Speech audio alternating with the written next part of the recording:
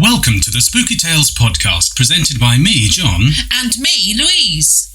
We have been fascinated by spooky goings-on since we can remember and wanted to share with you the stories that pique our interest. Today's story is of hauntings, possession, poltergeist, psychological manipulation, and an unexpected twist.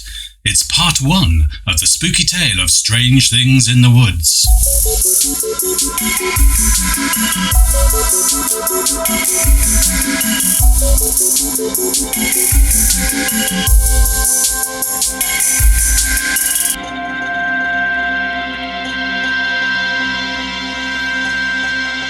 Welcome to the Spooky Tales podcast.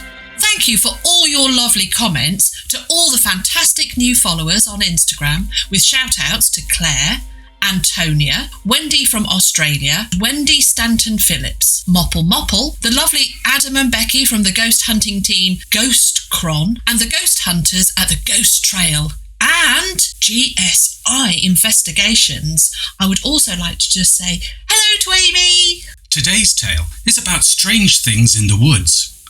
I found this a difficult tale to begin.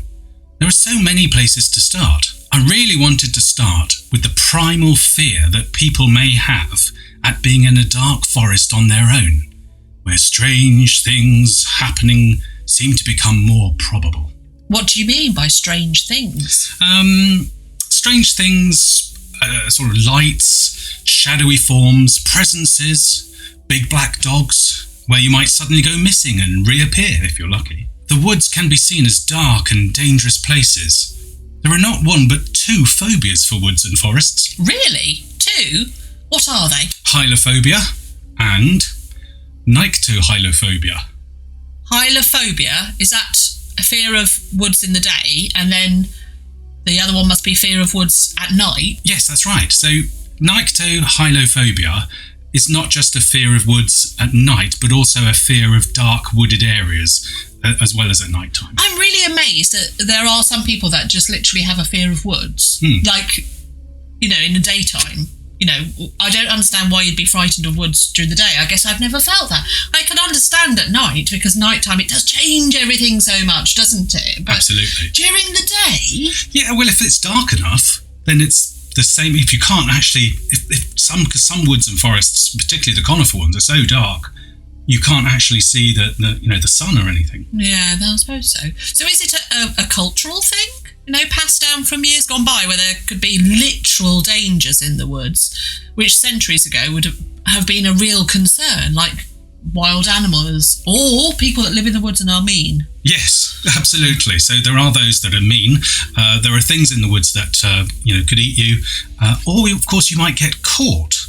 So most woods and forests are privately owned, and back in the day forests were kept by royalty and the landed gentry for hunting.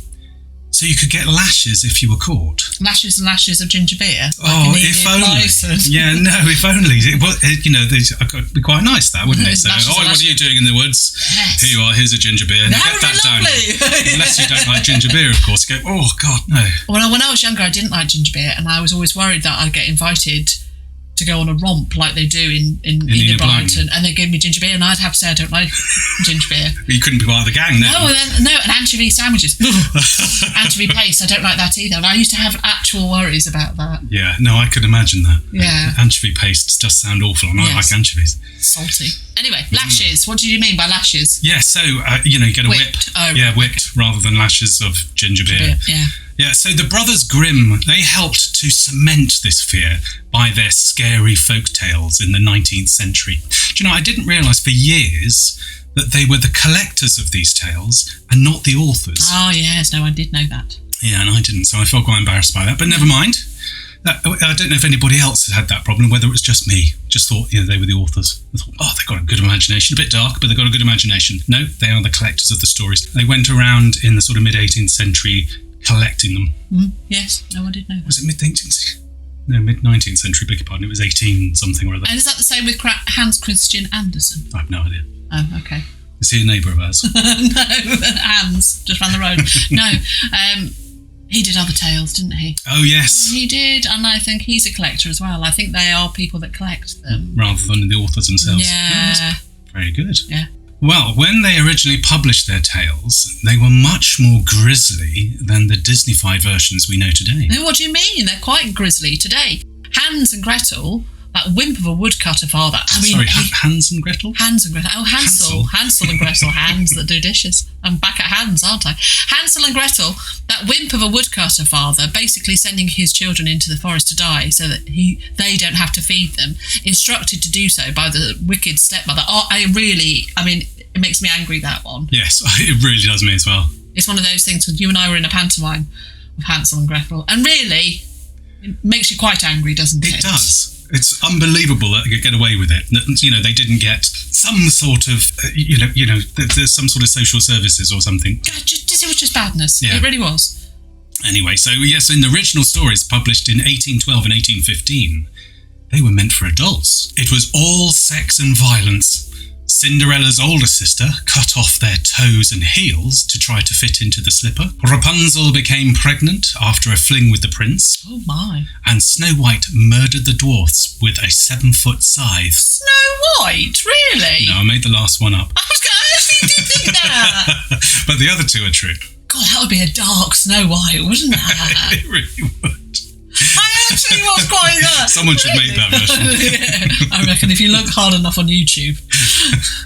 It was only later, as the collection grew from 156 stories to cover over 200, that they toned them down to make them more suitable for children. They are, of course, enduring, as we know so many of the stories today. Most are Disney films, but they were used for propaganda purposes by the Nazis. So what sort of things have been reported to warrant this reputation of dark woods and forests? Well, while we're talking about the Brothers Grimm, why are they called the Brothers Grimm? And why not the Grimm Brothers? Surely that's the way to do it. Because that sounds like two surly lads. What? Sort of a bit grim. A petty crime or something? Yeah. Whereas the Brothers Grimm, it makes clear that it's their surname. Otherwise, they're just, Okay, they're just sort of... unpleasant lads. Yeah, okay, that hang around. All right, okay, well, and I know now. Yeah, that's good. Well, that would be my suggestion. Yeah, I quite like it. That makes more sense to me now. Anyway, let's... You're now going to think of them as the surly lads. That's right. The Grimm Brothers who, you cross the street if you saw them. Yes, those. Yeah. Yes. They might start sort of pushing you about and calling your names and things. Oh, lordy. Yeah. That's just what childhood I was going to say. Well, we need to talk about that. Sounds like it's still there for you, love. Anyway, let's head to the Black Forest, or the Schwarzwald in southern Germany. So called because it is so dense that even in daylight, it is very dark. Hardly any sunlight breaks through, as what I was saying earlier. Yes. About forests.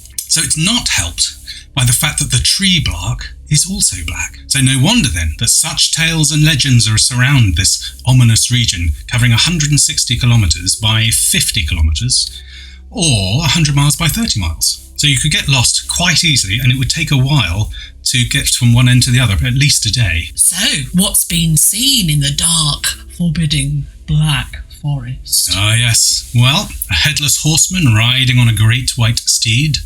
A king who kidnaps women to take them to his underwater lair, where he lives among the nymphs. And of course, werewolves. Well, that doesn't sound a lot, really. Only one headless horseman, a randy king, and a big dog. Yeah, put it like that, I suppose not. There is... Oh, can I just say, why would the king kidnap people, ladies, to take them to his underwater lair if he's already got nymphs? And also, it's in a forest. He must have dug a big pond or something. We do get those, don't you? You get those kind of sort of lakes and things. Pools. Oh, okay.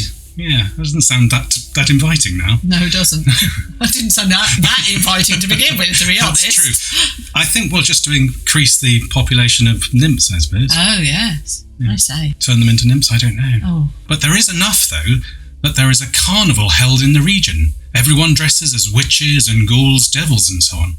Like a proper Halloween. There is another Black Forest. Oh, yes? Is this one any better for spooky goings-on? It is. It's the Black Forest, Colorado in the US of A.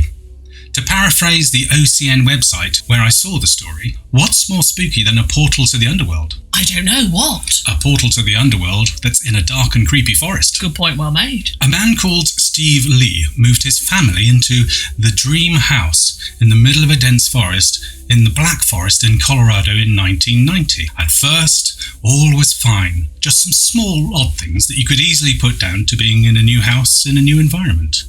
Strange noises, lights going on and off, that sort of thing. Although lights going on and off, I don't think I put... Well, no, actually, you could do, because you think it's a faulty... Well, our light dims, doesn't it? It does. Both our main light and the other light both do that dim thing. They do. That's not quite going on and off, but it is a little unsettling sometimes. It is, but it's that kind of... Oh, it's just a light thing. So I can understand that. Yes, we certainly don't think there's anything spooky in our house like that. Well, I didn't until just now. Did you? Well, just now? Did you just suddenly realise? It could be, couldn't it? Yeah. Oh, right, I didn't think about that. No. Okay. Next time it happens, we'll be going, ooh. Right, so that'll blow them off. They'll be like, the ghost will be like, oh no. Oh, I'll have to think of something else. Pushing something off a shelf. No, don't set that off. Oh, if that happens. No, don't do that. Then it'll be your fault. Yes. I've got very shivery now. Have you got shivery? I hope I haven't brought something in. Never mind. However, soon the children started seeing shadowy figures lurking in the forest. We won't get that because we don't have a forest. No, that's true. Mind you, our hedges are a bit overgrown.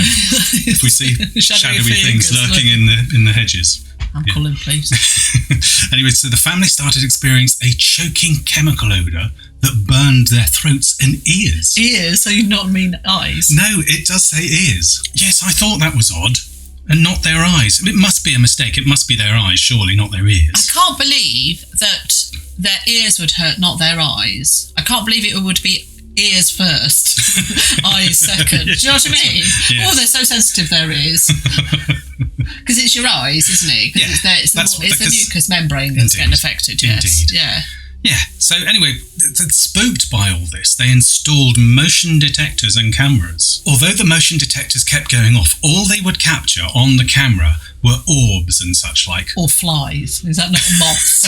Are we not thinking moths with the orbs? Yes, I expect so. This got pretty intense though, and then they started capturing flashes of light and ghostly forms with a face. Ah, now that is a bit more scary. Yes, that's probably not a big fly. Oh, can you imagine a big fly with a face going up to the... Ooh. Yeah. So to quote the family, and one of the members of the family, rather, Beth Lee, she said, "One day we came home and it was like the 4th of July in our living room and bedroom. We had all kinds of lights flashing through. Oh dear. And it sounded like people stomping across the roof. We would lay in bed at night and hear chains rattling." Oh dear, no. That was not good. Yeah, that's not good. One night we woke up and heard orchestra music.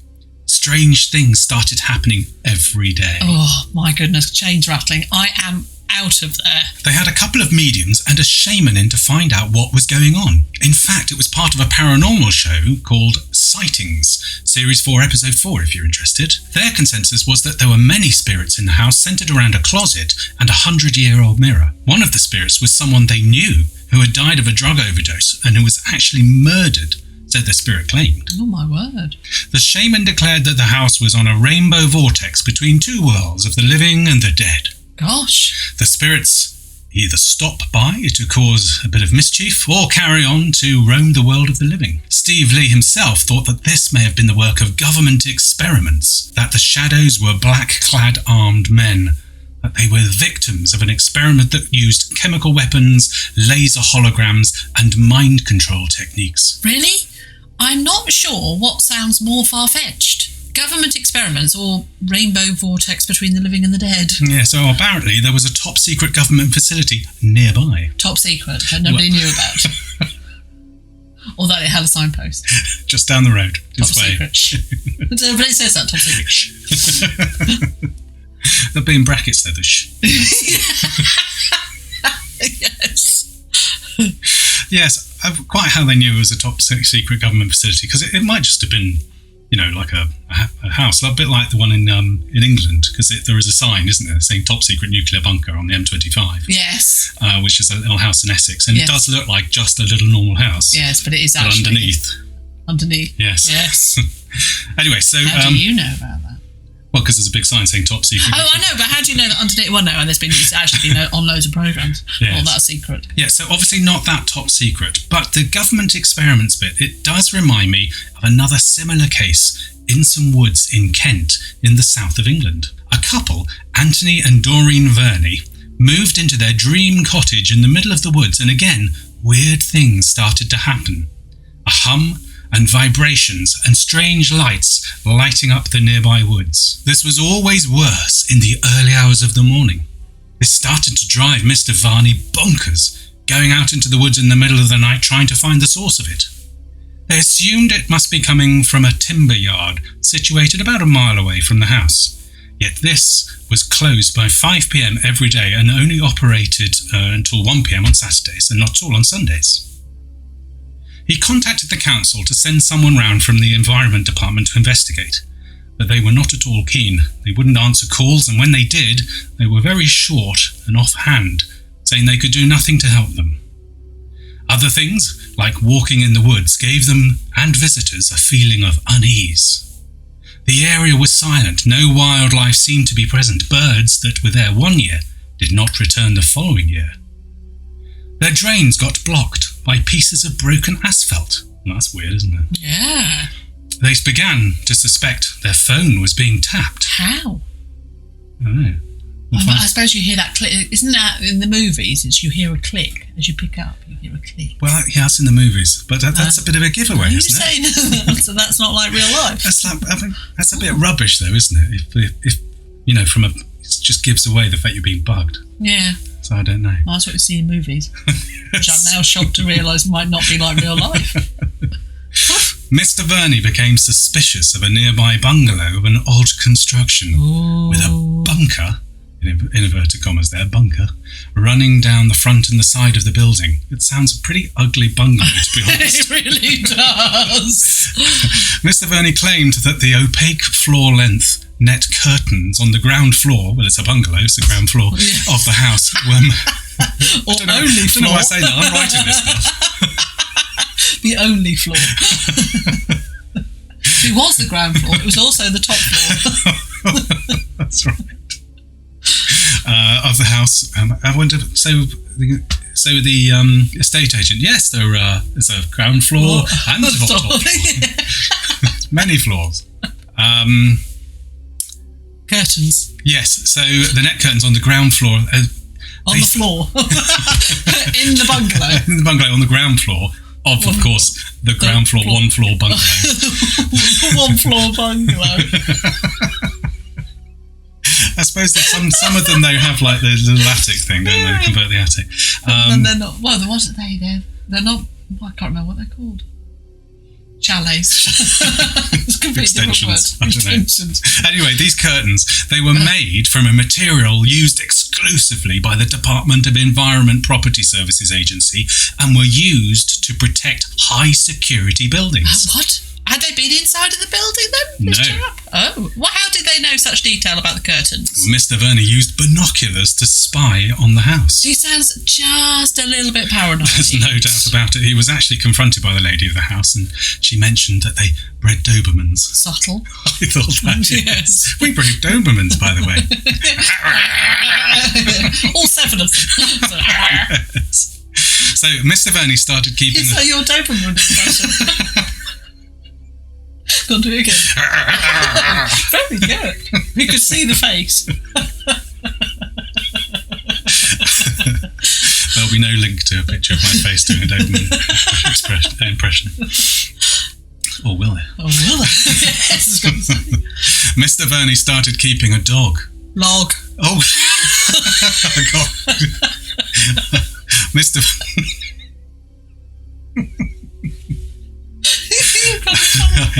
Mr. Verney started keeping a log and started seeing lights in and around the house, including horseshoe-shaped lit-up objects crossing the sky, which Mr. Verney likened to flying tiaras. Gosh. Mr. Verney was convinced it was some sort of conspiracy. that they were the victim in some sort of government experiment. Similar, you see? Yeah, so was he the only one to think this? Was Mrs. Verney looking at him askew?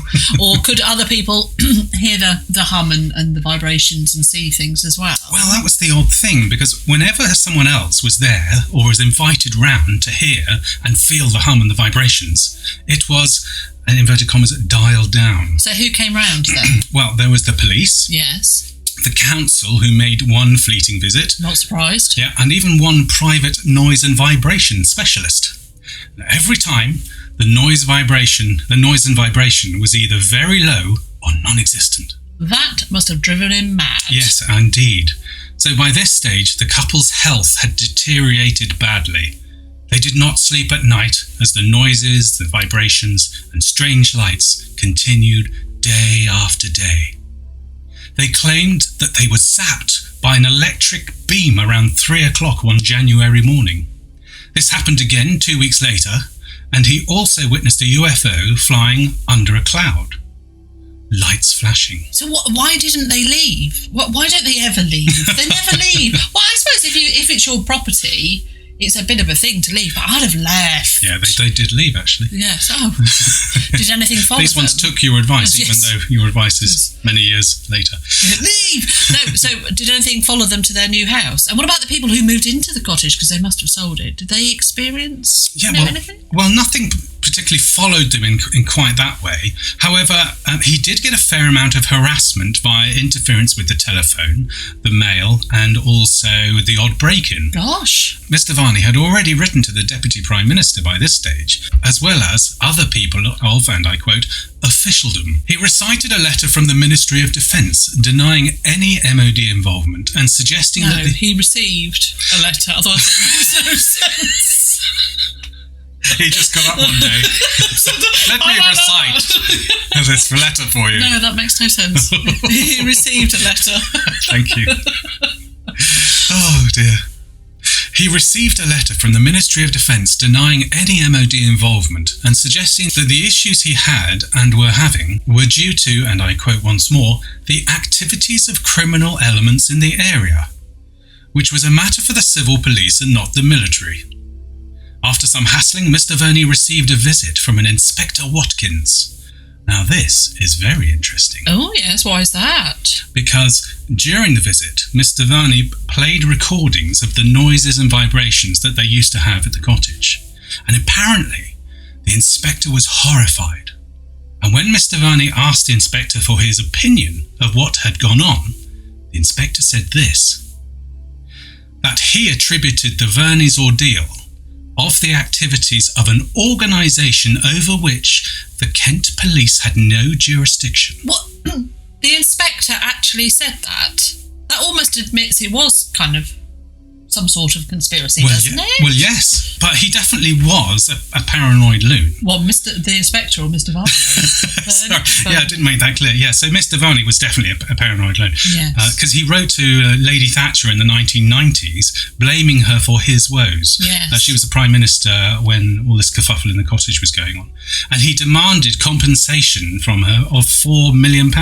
What? Yes, the letter to Lady Thatcher stated that he had had electronic experts check his flat and also the nursing home of his wife, and that it was in an electromagnetic field with the beams entering the nursing home and going round her bedroom. His wife had passed away before he'd written that letter. Oh dear, it sounds like the grief made the situation a lot worse.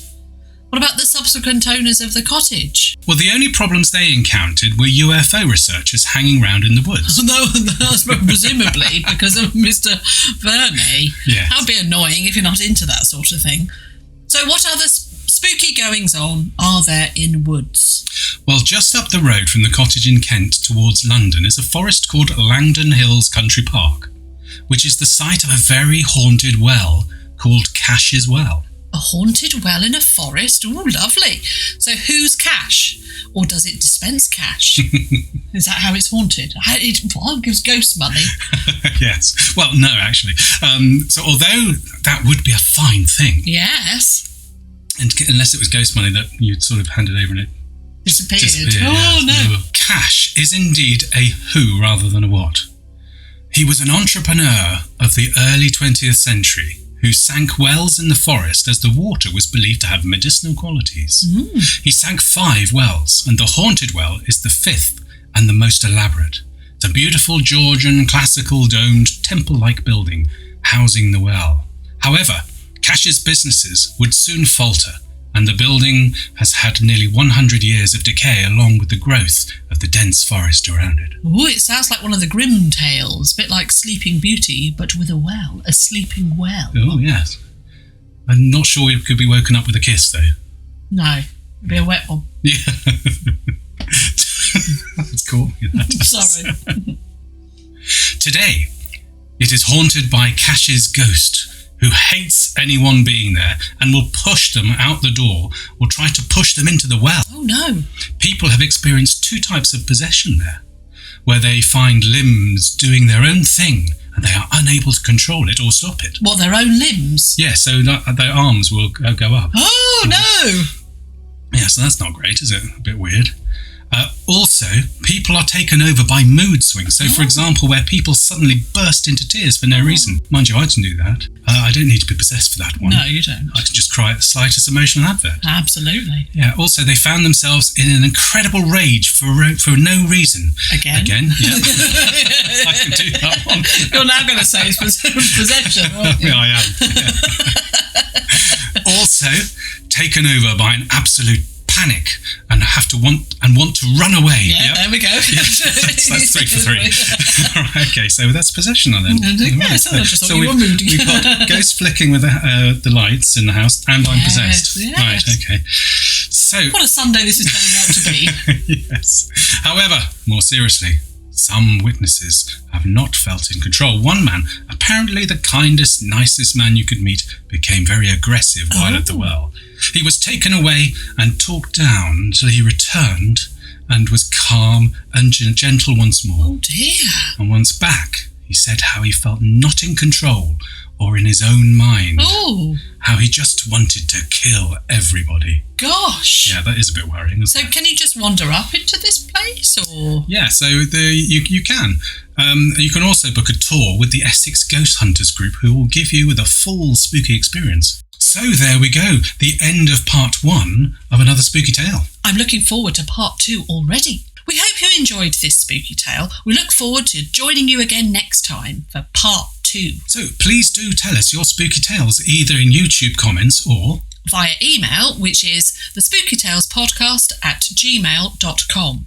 And come and follow us on Instagram @The Spooky Tales Podcast. Or why not visit us on our Facebook page @Spooky Tales. If you enjoyed this episode, it would be wonderful if you could leave us a review. It helps those other people that might enjoy it find us. Lovely. Thank you very much indeed. Until next time. Bye.